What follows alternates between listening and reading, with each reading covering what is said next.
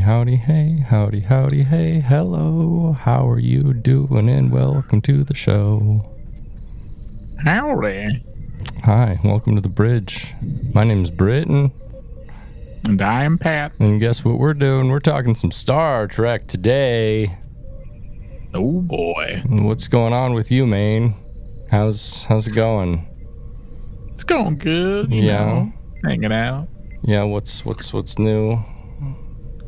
Gonna go see one of the Friday the 13th movies, and The Woods on Friday. So that should be fun. That sounds pretty cool. Like which one of the Friday the 13th movies? Because that matters. Oh, that's true. It is. Oh my goodness, my laptop's doing funny things. Oh yeah, like haha funny. Like, is it telling you jokes? Like, oh my god! Does it have a stand-up routine? It's going to be seeing Friday the 13th, the final chapter, and Jason X. Okay, final chapter's all right.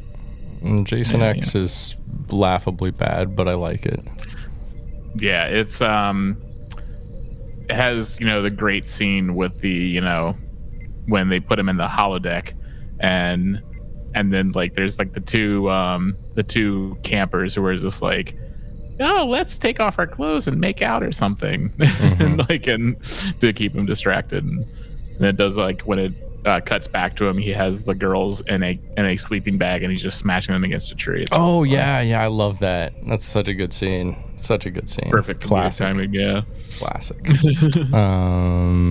Cool. Yeah. Did you know, Patrick, that we have a Patreon? I did, because it's, you know how I know? Because Patreon has the first three letters of my name in it. That's true. Actually, the first four. It's really a Patrickion. Yeah, Patrickion. Patrickion. Patreon. Patrickion Genesis Evangelion. Or Neon Genesis Patrickion. Yeah, something like that. But we have a Patreon over at patreon.com/dumbidiotbs, and it's kind of it's the umbrella corporation for all of our podcasts, including this one, Soy Trek, of course, the Media Dungeon, Prison Breakdown, My Wife, Dumb Idiot Bullshit, and Getting Head of Bucket Cast. You should check all those out. But definitely go to patreon.com/dumbidiotbs, because we do cool shit there. You know what we do? For as little as $2 a month, you can just support us, and you can also vote on episodes we watch. And that's one of the episodes we're watching today. The episode we're watching today of Star Trek was voted on by fans just like you, if you're listening on Patreon. That's good, because I love this episode. Yeah, this is a good episode. Yeah. Of the podcast. I'm saying in advance. Oh, yes. Yeah, this is going to be a great episode. You're going to love it. For $5 a month, we say thank you to people just like Phil McCavity, Danny, Dylan Lance, Jordan Hale, Elizabeth Hearn, Nick Savard, Shane Sawyer, David Craning Sights, Electric Baphomet, B-Flig, Teddy, Jody, Shrimp God, Shane Williams, Sam Mayo, Lock Fanile, Anthony Cabrera, Seb, Robert Yolito, Asher Pliskin, Skeptic, Papa Poison, Awful Star Trek Drawings, Jose Martinez, Gabe Siciliano, Gursky, Jormore, Kyle Simmons, Gillian McCrary, SFC Punk, 7 of 9, D. Riker, Ethan Adams, Iggy, Abigail Simpson. We got Vinny in the house. Luna Dahlia, In the house. former Twink, Nathan G, DJ Robinson, and our good friends over at the Hate Speech Podcast, Nate and Tyler. Good fellers over there.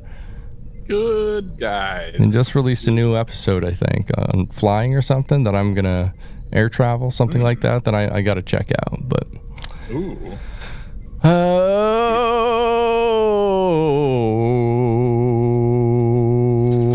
You know what I'm saying? Yeah. That's exactly what I'm saying. I like to do that in public. Like, I'm in the line at the supermarket. I like to practice my operatic runs. Oh. And people are like, could you not? And I'm like, I could not, but I will. You know what I'm saying? It's like, do I need to call? Like, am I being detained? Yeah. Am I being detained? Yeah. Are you arresting me, officer? Speaking of officer, some workplace drama happened the other day. Oh, what happened? One of a supervisor got in a fight with a postmaster, and Oh my god. I don't know if Like it a was physical physical. fight? I don't know, but the police were called. So did they? I want to know. Have you seen either party since it happened? Yeah. I've seen the postmaster several times since it's happened, and we have a new fill-in supervisor that came from Mercer Island. So So- they got fired. They're on suspension from what I've heard, but it's safe to assume that they will be permanently suspended at the conclusion of the investigation. But Yeah, I mean, like, does the postmaster have like a black eye or anything? no, I mean, well, yeah, he is African American, so he has 2 black eyes. Thank you. Okay, that clears things up. Yeah. I mean, technically. Technically, he does. So, yeah. So we're just gonna assume, but there's no visible bruising on him. No, definitely not. Nothing. It doesn't look like he got the shit beat out of him or anything. So I don't know. Maybe he won. Maybe we're not seeing, since you haven't seen the other person. Maybe they're the one who got their ass beat. Yeah, I don't know. Could be. I'd put odds on the supervisor, but Oh, really? yeah, I don't know. I feel like that'd be a fair fight, actually. Yeah. I wonder if They're in they, about like, the same weight like, class, you know.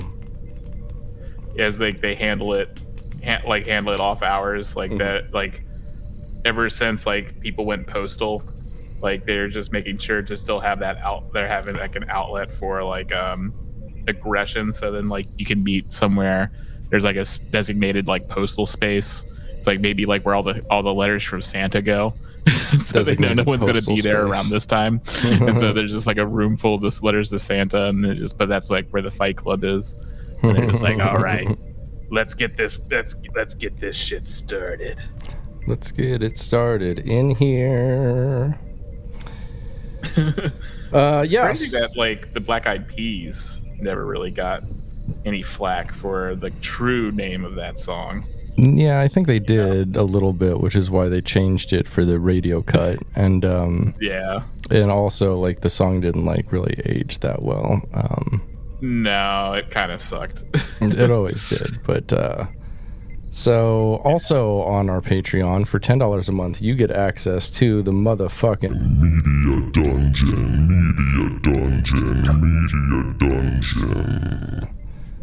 which is my private server. Over 20,000 fucking films, over 1,700 shows. It's just got a bunch of shit.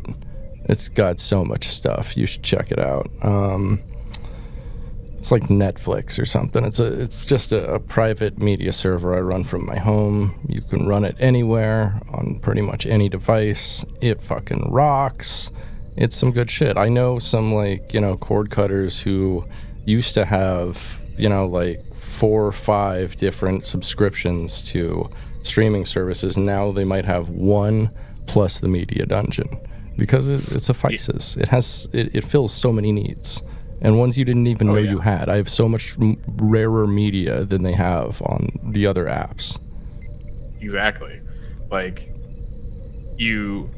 This is where all this stuff goes. It's all of the streaming services in one. Exactly.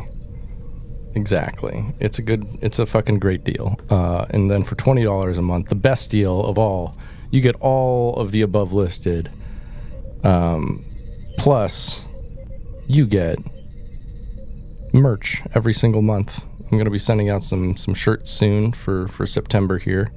I sent out the August stuff. It should have arrived by now for pretty much everybody. I sent out some Star Trek magazines, the classic ones. I got my hands on a bunch of them and sent out a bunch of magazines to folks. So enjoy those. Hell yeah. Yeah, they should have fun with those. They have great interviews with them, with lots of actors and cool photos and posters and stuff. So that'll be fun for everybody. Fun for everyone. For every boy and girl. And everything in between. And everything beyond as well. And beyond. Beyond Bed, Bath, means and Beyond. Bed, Bath, and gender. Beyond gender, yes. Yeah. So that's our Patreon, patreon.com/dumbidiotbs. That's patreon.com/dumbidiotbs. Go check it out. It's the best deal in the game. Oh, yeah. So, what are we here to talk about today? We're here to talk about Star Trek TNG Season 5, Episode 5. Disaster. You are correct. Wow, you got it all. You got all the information. Well done. First aired on October 21st, 1991. It is the 104th episode of TNG, both produced and released, and the 211th episode released in all of Star Trek. This one has a teleplay by none other than Ronald D. Moore. We've already reviewed probably 5 of his episodes on here, but he's an absolute legend. He's written 29 episodes of TNG, including the scripts for First Contact and Generations. He wrote 31 episodes of DS9 and 2 of Voyager. His credits include, as I said, First Contact, Generations, Yesterday's Enterprise, Chain of Command, In Theory, Data's Day, All Good Things, In the Pale Moonlight, Once More Unto the Breach, and It's Only a Paper Moon, amongst many, many others. So many classic episodes. He's known as the fucking Klingon guy.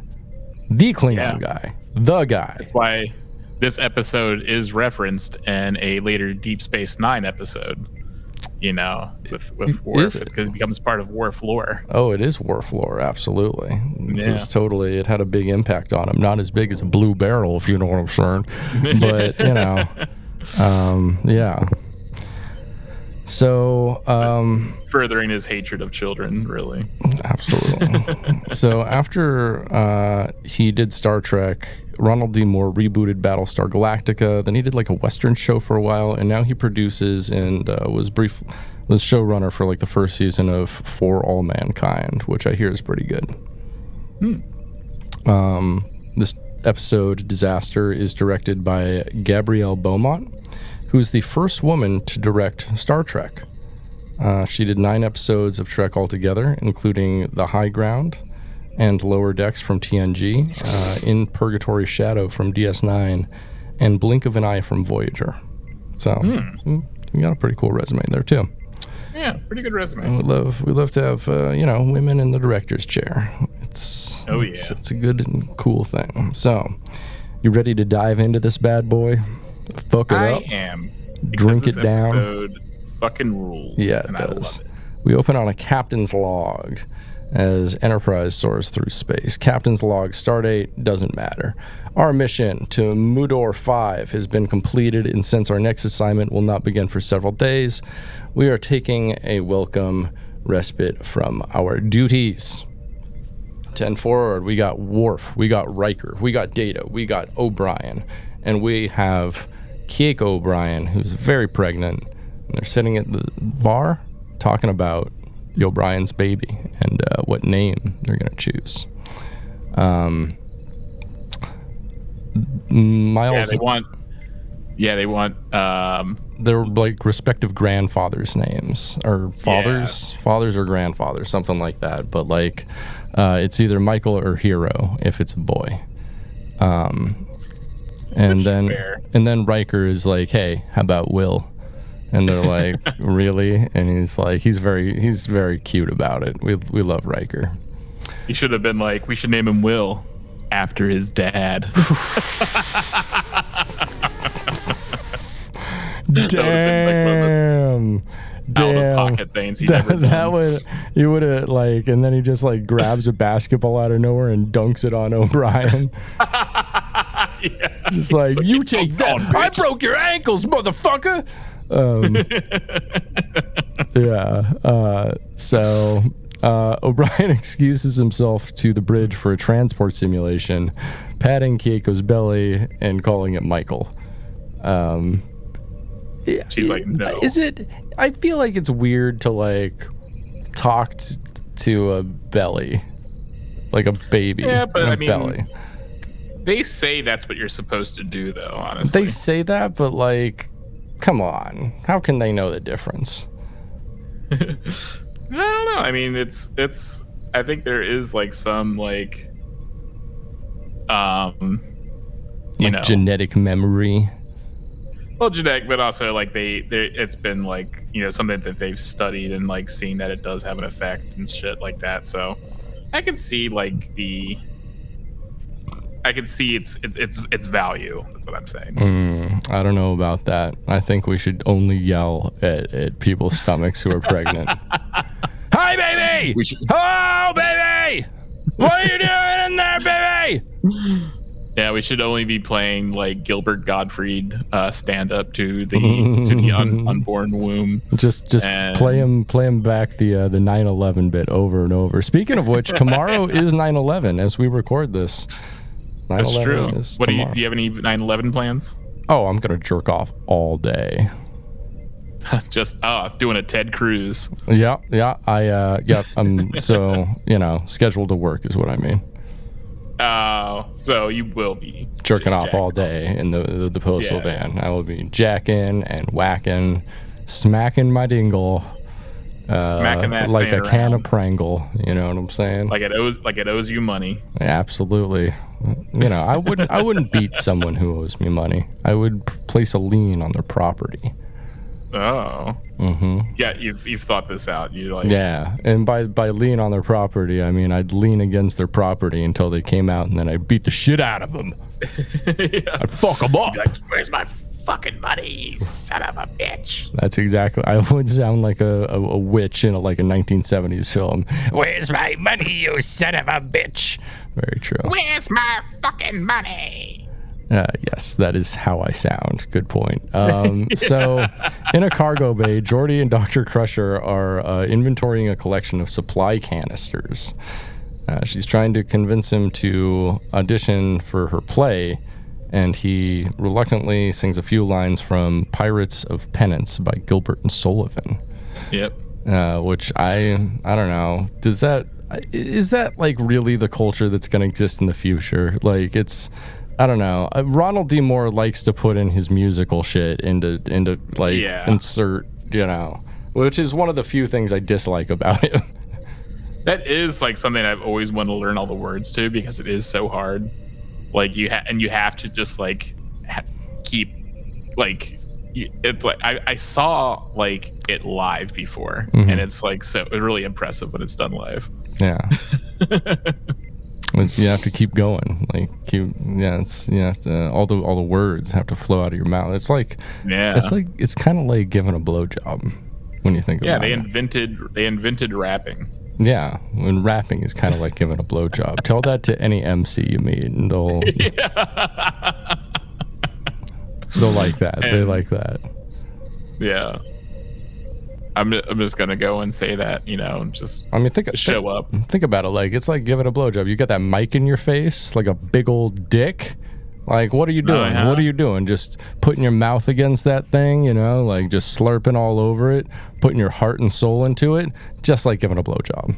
Just like giving a blowjob. Just like it. Just like a blowjob.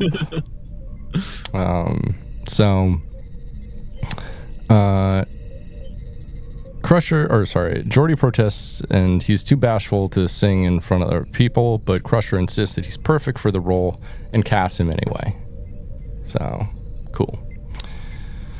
On the bridge, Counselor Troy introduces 3 children to Captain Picard, and they are the winners of their school science fair on board, and the prize is a tour of the ship with the captain. I feel like they should have gotten a tour before when they moved on to the ship, right? Assuming they live on the ship, and if they don't live on the ship, what are they doing there? Yeah, but I think I think he is taking them places where the kids aren't typically allowed, though. Yeah. So it's just like, He's not, though, because he refuses to go to the places they want to go, and he takes them to the tame places instead that you can probably access at any time.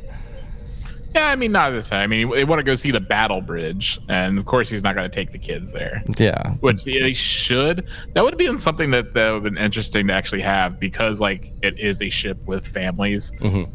If we had just followed a field trip for the kids, because like an episode of Lower Decks, but reverse kind of, with children, where they're just experiencing day-to-day life as kids. Yeah, and maybe they take a field trip to the battle bridge, and then something does happen, and their teacher's killed, and then the kids have to that would rock. Actually, that would be interesting as fuck. Yeah, take the people out, but then under the direction of Captain Picard, who's just very pissed off. But I want to know why Captain Picard agreed to take these kids on a tour. He's not good with kids, and I'm not very fond of children. This was definitely would have been something he would have passed on to Riker. 100, and he should have. Riker or Dr. Crusher or Troy, someone who's good with kids. Riker would have jumped. Riker would have loved this. Riker would have shined. Right, and this little girl would fall in love with him, and the moment she turned 18, he would have something waiting. He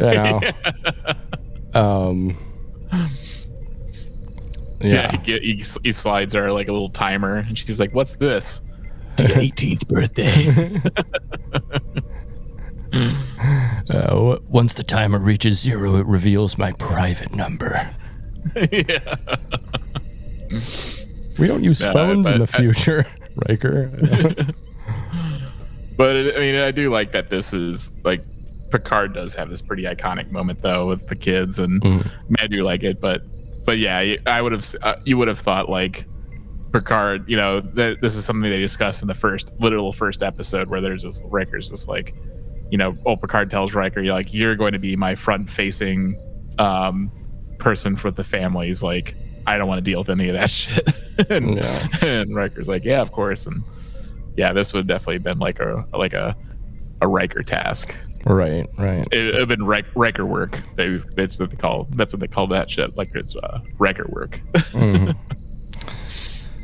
So one of the kids asks if they can see the battle bridge or the torpedo bay, but he's no, and he's maybe we should go to more appropriate areas like hydroponics and the astrophysics laboratory, which is man, I want to see battle bridge, I want to see cetacean ops, I want to see the holodecks, Yeah, exactly. Are kids even allowed in the holodeck? I don't know. You never see a kid in the holodeck except for Wesley. Oh, I mean, we do. We see. Again, we see it on Voyager. Like, what's her face uses the holodeck a lot. Everyone uses the fucking Wildman or. Yeah, Naomi Wildman. Yeah. Naomi Wildman, like that's basically how she's educated because there's like no other kids. Right. On the so she's like, yeah, like can only imagine the kind of socialization she's gonna have. Like just right. Just especially if she accidentally like gets into like Tom Paris's like school teacher programs. Like that's not gonna go well. Oh, here's a class, and yeah, it just like appears. It's like Lisa Ann wearing a fucking teacher outfit. Yeah. Now I see you're here for your spanking. Yeah. Have you learned your lesson? The lesson is how to come. Naomi Wildman's like, what?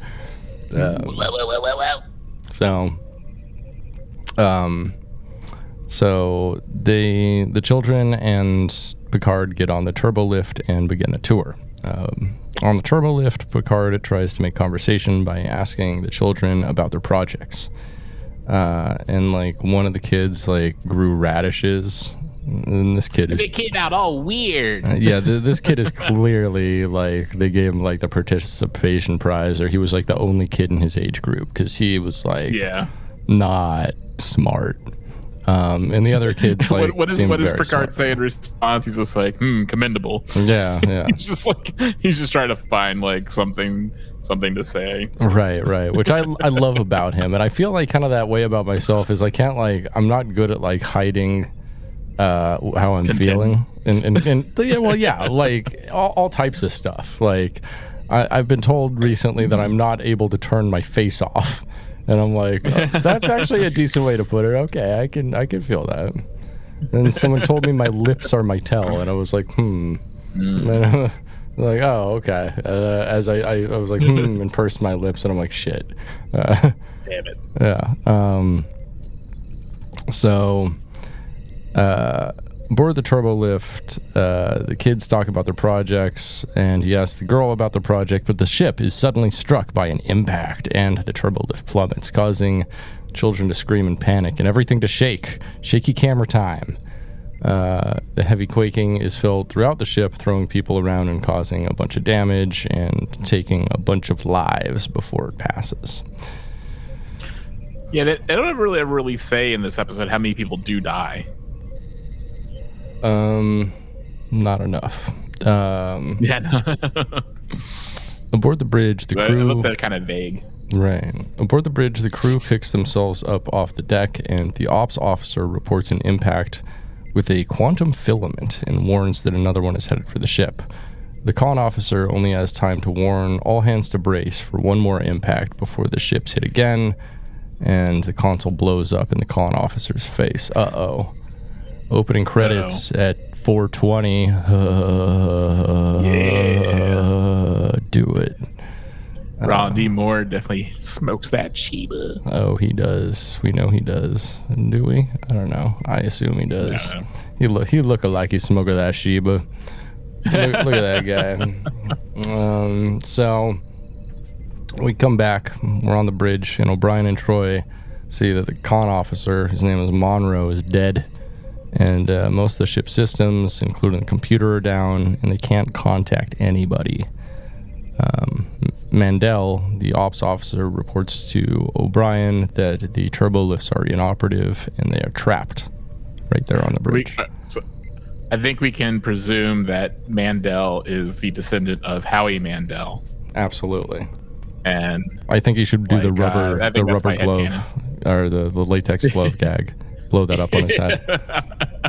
Everyone likes that one. It's funny. Yeah, he has like some of the last surviving copies of Bobby's World.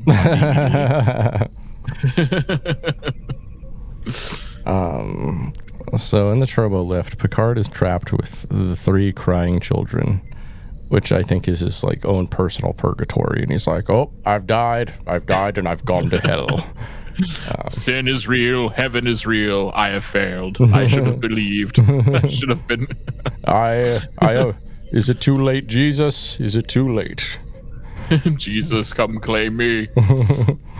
I do like how like fatalistic all the children are. Like they instantly start going like, we're gonna die. Yeah, it's great. Like there is like Picard can't reach anyone on his con badge, and the kids are like, why can't he reach anybody? And the other one's like, because they're all dead. And I'm like, shit, this kid rocks. This kid's a realist as fuck.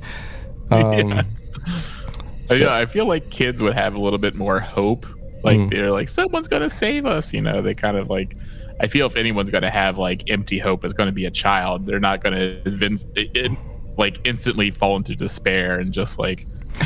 Maybe they raise I think they raise their children more in like a Northern European way on Star Trek, and so they're like, oh yes, life is pain, our life is meaningless, life is just work and toilings and you die. I mean that's fair, because like I mean we literally just saw like one woman just get blown to bits on the bridge, and like right? that would have been a great reveal that like, one of those kids was hers. Oh, that would be brutal. Oh my god. And plus we do have those other episodes where like you know kids go through loss, you know, like the one where the kid wants to be Data, like the kid loses his mom or his dad, I can't remember which, or maybe both, and like and in order to stop to not cope with their loss, he's just like, I'm Data now.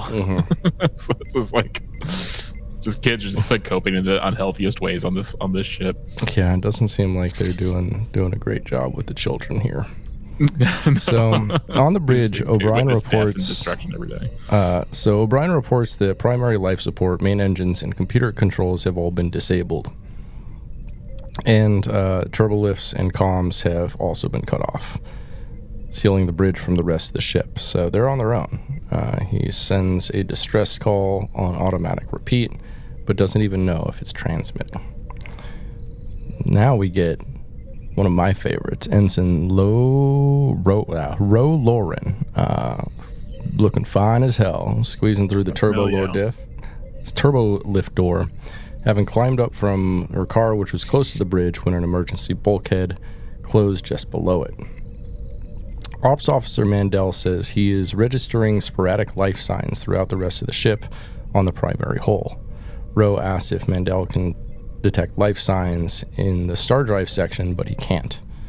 So Ro inquires if the sensors are malfunctioning, but Mandel cannot be sure without running a diagnostic, and they can't do that. They don't really have enough power, so they're fucked, and they can't communicate with the rest of the ship for a diagnostic.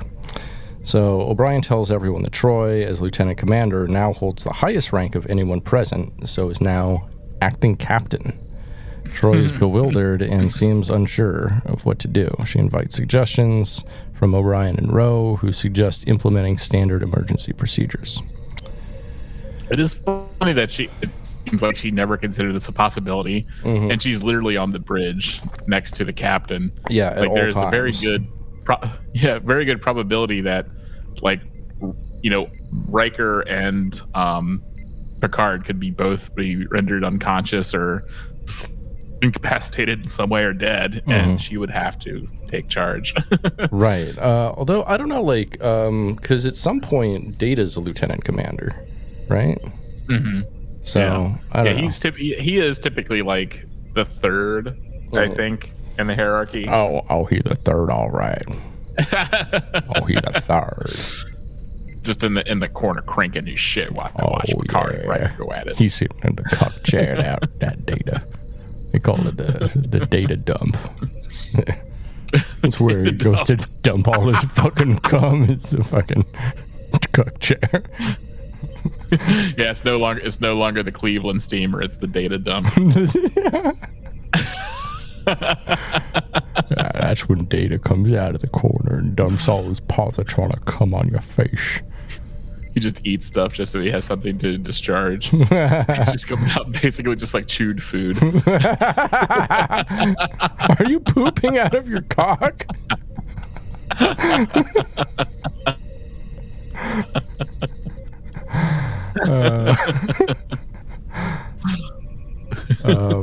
So 10 forward has been turned into a makeshift sick bay. Data returns from a survey of the corridors and reports heavy damage has blocked off access to both real sick bay and engineering. Riker says that they have to assume no one has been left alive on the bridge, and he and Data attempt to reach engineering via a service crawlway. Jeffrey's tube time. Worf is left in charge of 10 forward with the title of bar manager. Well, he is like, he's kind of like the makeshift med bay, basically. So he why are they leaving him in charge? He doesn't fucking know anything about healing people. He only knows killing. He does. I think he demonstrates that he's good at like field medicine. You know, later when he's just like setting that guy's bone, and so I think he knows. I think he knows field medicine. He's setting his bone all right, if you know what I mean. He just doesn't know what to do when people come in with things. He just punches them. He's just like, my arm! He just punches them unconscious. Like, next. So treat him for a broken arm and a concussion. And then he 2 concussions and punches him again. And a broken dick. A broken but sucked dick. So in the cargo bay, LaForge and Crusher are trying unsuccessfully to open the doors.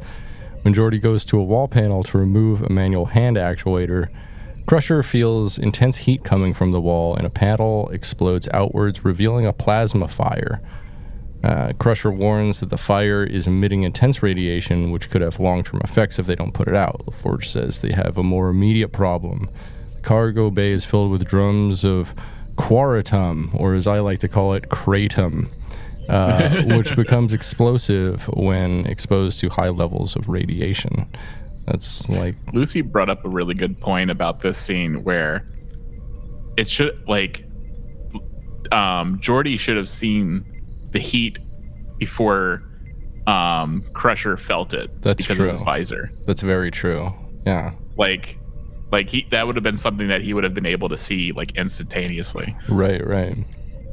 That's a good point. Like, come on, Ronald D. Moore. Yeah. What are you doing? I hope Ronald D. Moore gets fired for this one. I hope he gets taken off of For All Mankind. You dumb. Yeah, goddamn, you dumb son of a bitch. You fucking idiot. Oh my god, you loser. What a fucking loser. Kill yourself.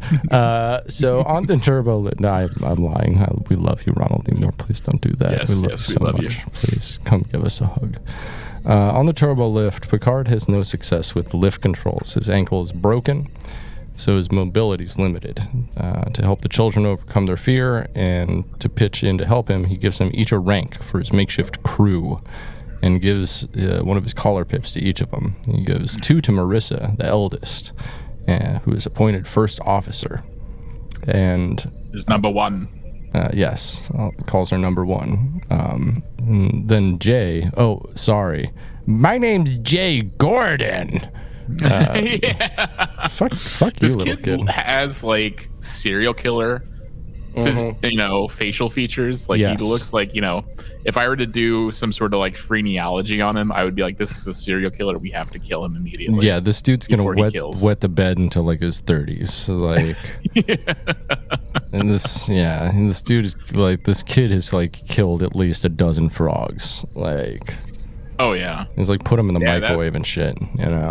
Yeah, because his science thing was just like, I studied the moths. They only live 20 hours because I killed every single motherfucking one of them. I put my boots on and stomped them all the fucking moths. He removes all the oxygen from their chamber and just watches them slowly suffocate to death. He's just rubs himself up against a table the whole time, not knowing how to masturbate. He's going to be Vincent D'Onofrio from The Cell. Drown women in bleach. Special tanks. So he's Jay Gordon Jay Gordon, the little serial killer kid, is appointed science officer.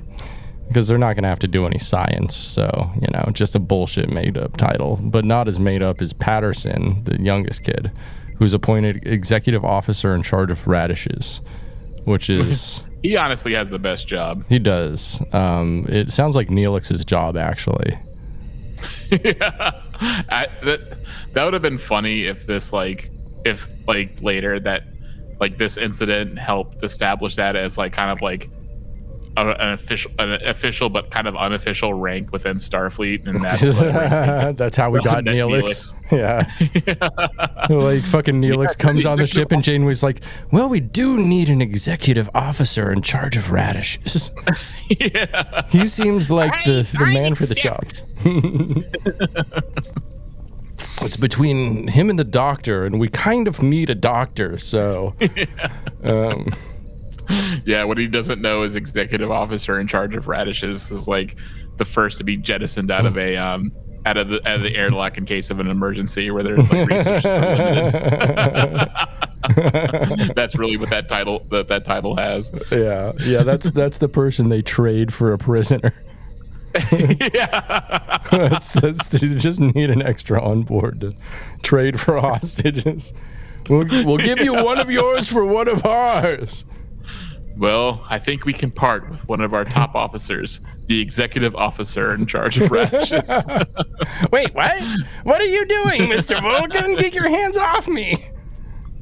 No! We will take your executive officer in charge of radishes, whatever that means. He will be our new fuck toy. Gonna do a executive officer in charge of radishes spit.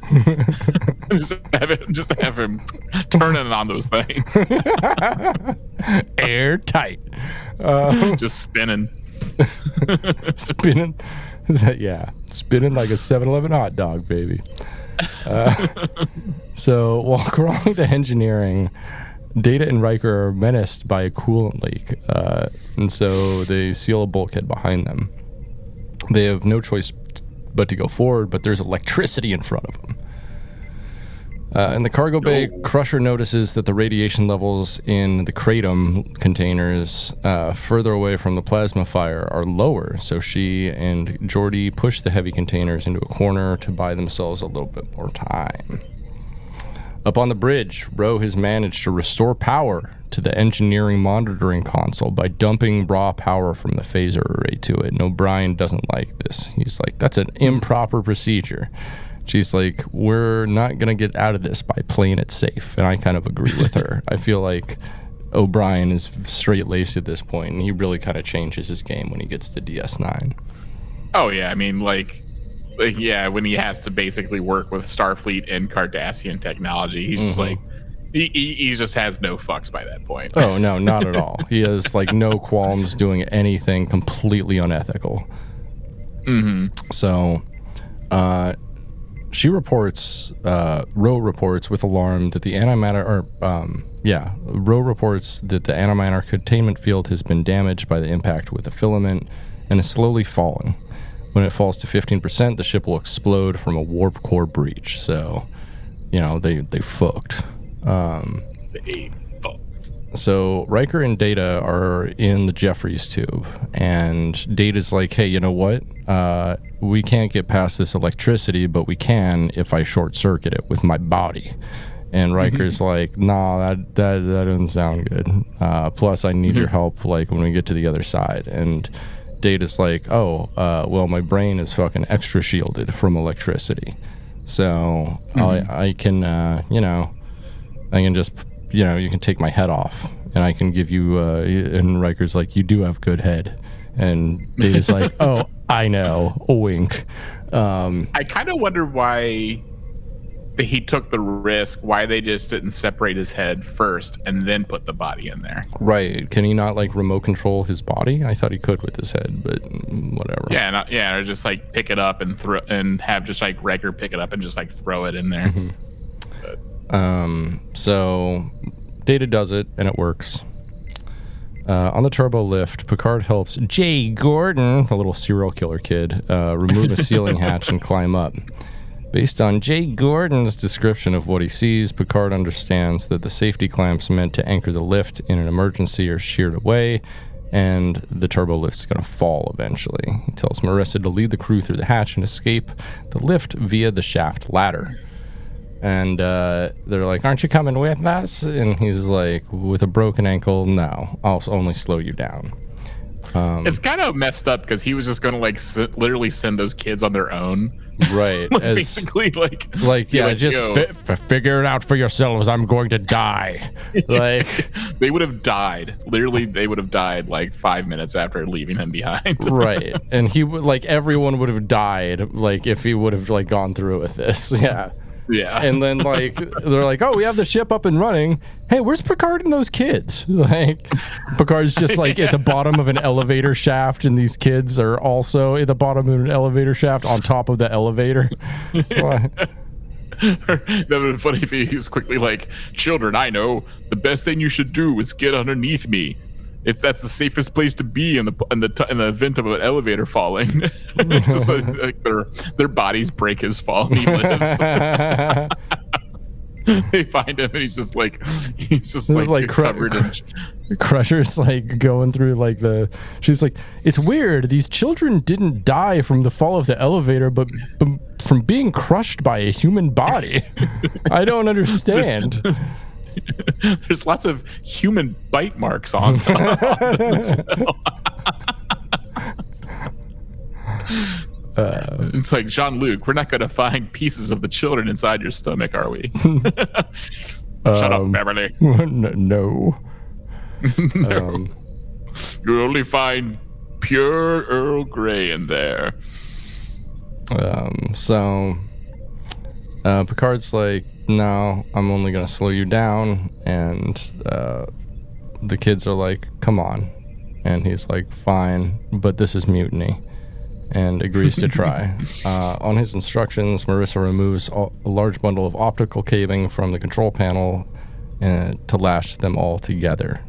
So they're like rappelling together now, I guess.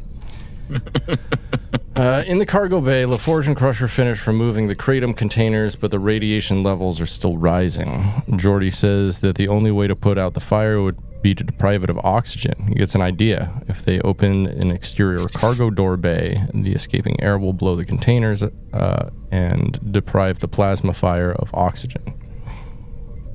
If he and Crusher can hold on to something, they can reseal the door and reventilate the bay once the fire's put out.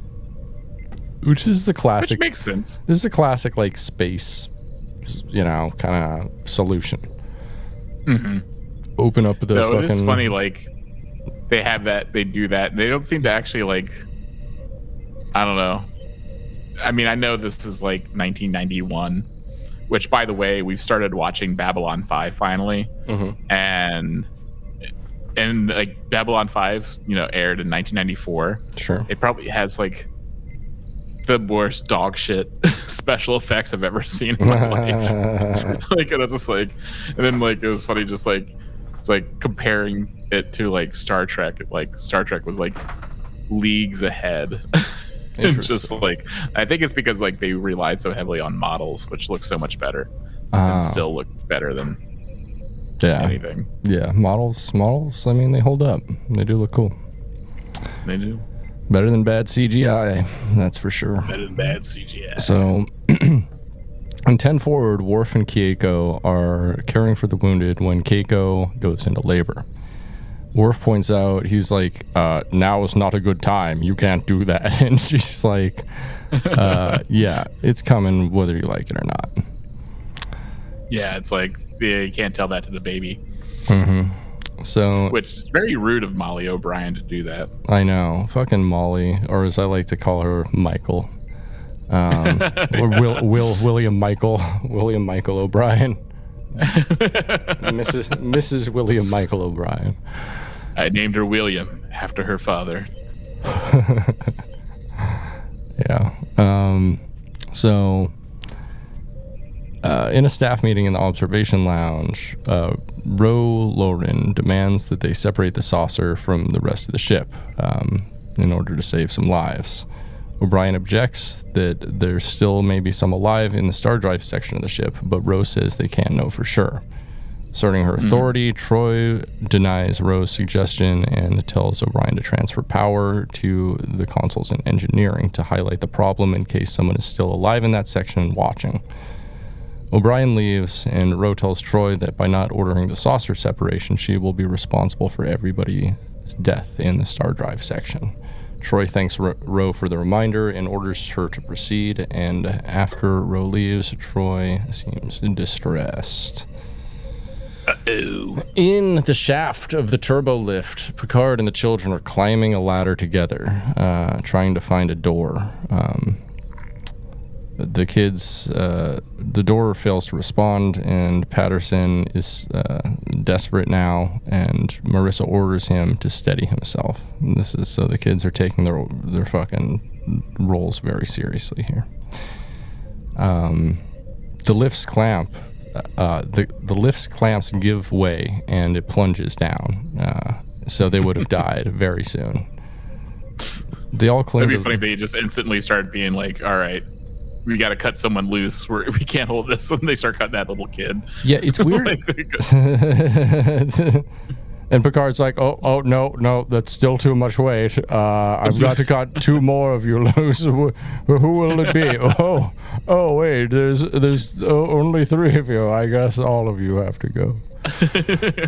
I'm sorry. No one will know my crimes today. And suddenly the ship like starts running again, and their comms are back up. They're like, "Oh, we're saved," and he's like, "Oh, sorry, kids, I still have to lose the weight. Goodbye." You're dead. You're all dead. So they cling to the ladder as the turbo lift shaft trembles, and they hear the lift far below blowing up. And they keep climbing. And Picard suggests they sing a song, and it settles on Fur Jacques, which is, I refuse to believe anything of the French culture besides wine could have lasted that far into a utopian future. Like, France. That's true. That's why it seems like French culture was basically eradicated, considering like the most famous Frenchman has a British accent. Exactly, which I like to believe that, they finally, England finally invaded France and won to create Greater Saxony. That's what I like to believe. I like that. Yeah. I mean, I'm not saying like British culture is that superior to French culture. In fact, it's not. You know what? I don't think that's a good idea. I think it should go maybe the other way, actually. Britain is like, I mean, France has, there are many crimes. France does suck in a lot of ways, but not nearly as much as Britain. That would have been funny if there was like an Argentinian character from in Star Trek, but then they have like a German last name. It's just like, oh, it's Adolf Eichmann. I'm from Argentina. That's, I mean, you're describing, Starship Troopers. Oh, yeah. Yeah, they all live in Argentina or Chile or something like that. They're all just like white kids with like German names. Yeah. It's very intentional by the GOAT. So Paul Verhoeven. In 10 Forward, Worf is assisting Keiko with the help of his medical tricorder and an emergency birth procedure he remembers from his academy training. He appears flustered when Keiko starts to deviate from the procedure, asking him to check whether or not the baby's head is facing down. He's like, I don't know. I've never seen a pussy before. There's only one. What the hell? Yeah, right. So in the cargo bay, Crusher describes the sensations and dangers involved with vacuum exposure. It says they'll have about 25 seconds before their lungs collapse. The exterior door is opened, leaving only a force field keeping the air in the cargo bay. Jordan and Crusher hold onto a ladder and hold their breaths while LaForge hits the button and disengages the force field. Their plan works and extinguishes the plasma fire. LaForge restores the force field and shuts the bay door. And Crusher is able to crawl to another panel and hit it before she collapses from the effects of the vacuum. She and Geordi breathe heavily in relief as air is resupplied to the cargo bay. Fun. That was fun and action-packed. Yeah, like, I was wondering, it's just like, I mean, I guess, like, they were in a vacuum, so I'm guessing, like, the air was just completely sucked out of their lungs as well. Because, like, it seems like you can hold your breath. I do wonder, does, like, the vacuum of space, does that suck the cum out of your balls? Yes. Ooh, I bet it'd make them explode. Or explode or like shrink up like California raisins. The California think, like, raisins. The best, being exposed, the most horrific and I think correct, like, exposure to space and movies has to be an Event Horizon. When that one guy gets sucked out the airlock and he just starts bleeding out of every single orifice he has. Like, sounds yummy. So that should have happened to them, but it won't. So on the bridge, O'Brien picks up a thermal inversion in the power coupling, whereas he and Ro frantically cross-connect the coupling to the transfer coils. Ro angrily tells Troy that this nearly caused the containment field to collapse. They may have stopped it this time, but if it happens again, they may not be able to prevent it, saying that it is time to leave. With more command confidence, Troy pulls rank on Ro, saying she will decide when to separate and not to separate before and not before that, and sits down in the captain's chair, doing some boss bitch shit. So she's slinging that V around. Oh, she is. She is. So up in the star drive section, Riker has rigged Data's head to the controls, allowing him to raise the bulkhead in engineering. And they immediately notice that the monitors have been powered up, despite the lack of power on the rest of the deck. And they deduce that the bridge is trying to show them something. When he sees the containment field is failing, he has to quickly connect Data's head to a new link, enabling him to stabilize the field with only seconds to spare. Seeing the field return to normal from the bridge monitors, Ro and O'Brien realize that someone is alive down in engineering and the disaster has been averted. Ro apologizes to Troy for the error, but Troy says she might have well been right, and everyone might have died. But they didn't.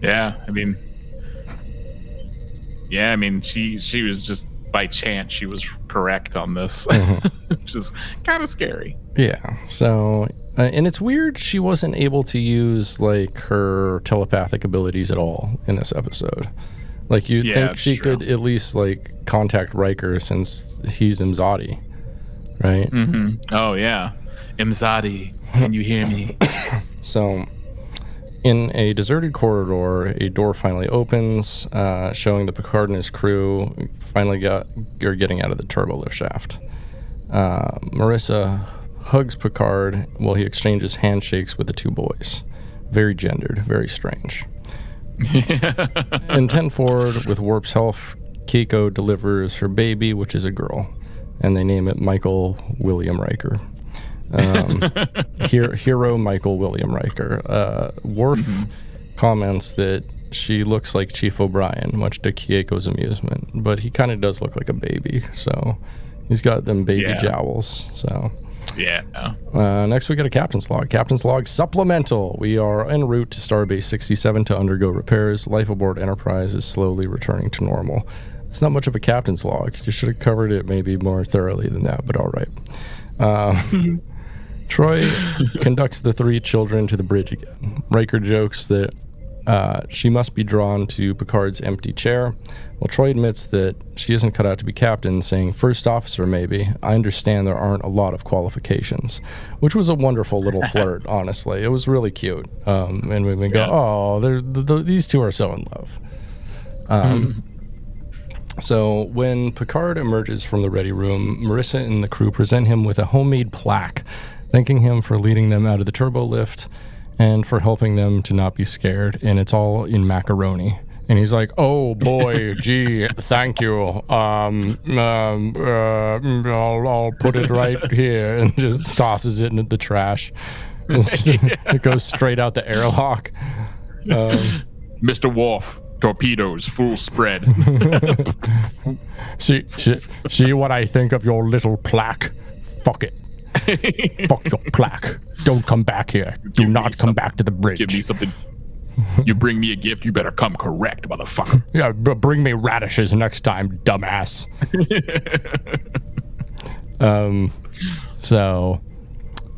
Picard accepts the plaque and says he will rendezvous with them later and lead them on their promised tour, starting with the battle bridge.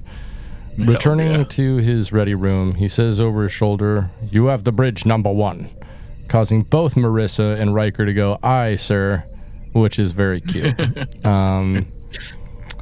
Marissa lets out an embarrassed laugh and shrugs, but Riker grins and Picard throws her a wink. Maybe don't wink at children, but it's like, this is the most sitcom ending of any Star Trek episode.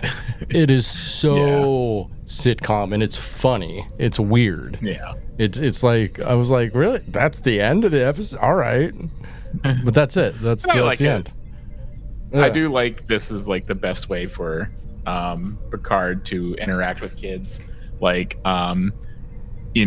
just kind of awkward and just being like, kind of have like this sort of like professionalism that's seem kind of out of place.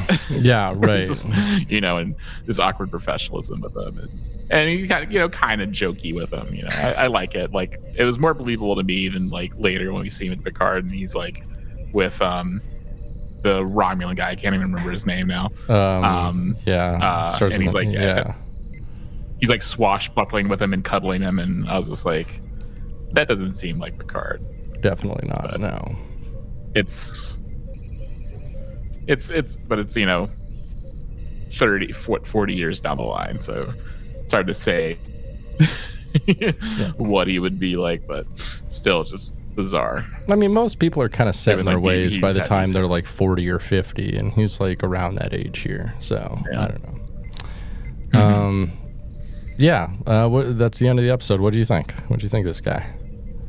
Oh, I love this episode. It's I think it shows like the fact that they all go during a crisis like this, they all like are very professional and do what's needed of them, and and just try to reestablish communication and solve whatever problems are in their way, just to and just to keep things moving along. Ro is real well. combative here, kind of like showcasing her. It's a good Ro Lauren episode. We don't get to see enough of her, but this is a good one where she's like, I don't know, she's kind of a bitch, but she's cool, and she's, she could have been right for sure.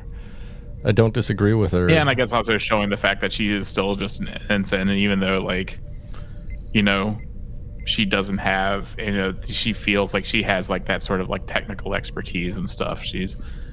Has some more to learn. Yeah, for sure. She knows what to do technically in that situation, but like, as for doing what's right for the ship and everybody else, she's not willing to make that gamble. She was ready to just like potentially kill a whole bunch of people. Oh yeah, that would have been cool though. That would have been cool if she just like murked everybody, and then like the rest of the series, like Ro has to deal with like the guilt of like killing half the fucking crew. Yeah, that's also kind of why I don't take her death in Picard as canon to me. Like I don't know, like I just don't like that. I don't like that either. I also really enjoyed this episode. This one is a solid like 8 out of 10 for me. It's really a good showcase of some of the more minor characters. This is like at its heart kind of like an O'Brien and Ro episode to me, and then Picard interacting with children, which is weird. Like it's also the episode where like Molly's born, but like I don't know, it doesn't feel that important to the episode, to be honest, except that like it's a bad time and it's like delivered by Worf, which is like, I guess, nice for him, but it doesn't really, I don't know, do anything for his character other than the reference later on DS9. Yeah, I also think it shows like how they're able to improvise solutions and show their range, because like a lot of like the characters were in situations completely out of their normal depth, and they're still able to rise to the occasion. And Picard having to deal with kids, Worf having to do med stuff. True. Troy taking command. Troy taking command. Data going into electricity. And they all like in like they're able to improvise and like rise to meet the demands needed of them because out of necessity, because it's what they need. And I like how they're able to do that, and they just don't have their own like wheelhouses, where Deanna's like the feelings person, Geordi's like just strictly engineering, et cetera, et cetera, et cetera. And Picard can't deal with children, but he does it in his own way, where he's able to just be like, just treats them as tiny adults and humor them. Yeah, we like to see it. It's kind of a fun thing. It's If you would have told me like I would have liked an episode that's like half about where like basically the A plot is like Picard having to deal with like children during a disaster, I'd be like, But it's Ronald D. Moore. He knows how to write a good fucking episode. He knows how to do it. Hell yeah. And he always, I feel like he always showcases like a lot of minor characters on every show that he does. And like in his scripts, he has like a lot of, we get a lot from, what was it, Monroe in this episode? Who we never really see, but really pretty good. And then a lot of Ro Lauren and O'Brien. You do love that Ro Lauren. And Keiko as well. A lot of people who aren't like in the main core cast, but are still our beloved character actors. Yeah, apparently he wanted, because I guess he based this off Ronald D. Moore based this off the movie The Poseidon Adventure, where the ship capsizes and goes upside down. Sure. And he wanted one of the actresses, Shelley Winters, to be in the episode. That would have been cool. Yeah. That also, I guess, was the last episode that was aired before Jane Roddenberry died. Oh, no shit. That sucks. Yeah. Oh. What a disaster. That's a great place for us to leave it. You got anything else to say on this bad boy? Nah, I'm good. Well, just go watch it. Rules. Indeed. Yeah. Thanks for hanging with us, Soyagers. Be well. Travel safe.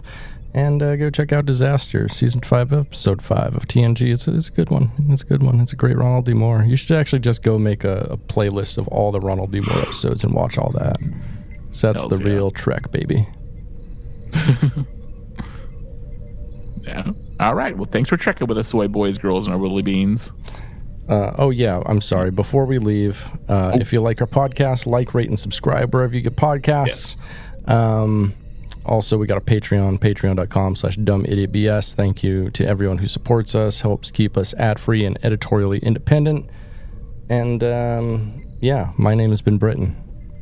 I've been Pat. So, thanks for checking with us, soy boys, girls, and otherworldly beings. Hang dong. And shocker. Soy, soy, soy, soy, soy, soy, soy. Soy, soy, soy, soy, soy, soy, soy, soy. Soy, soy, soy, soy, soy, soy, soy, soy. Soy, soy, soy, soy, soy.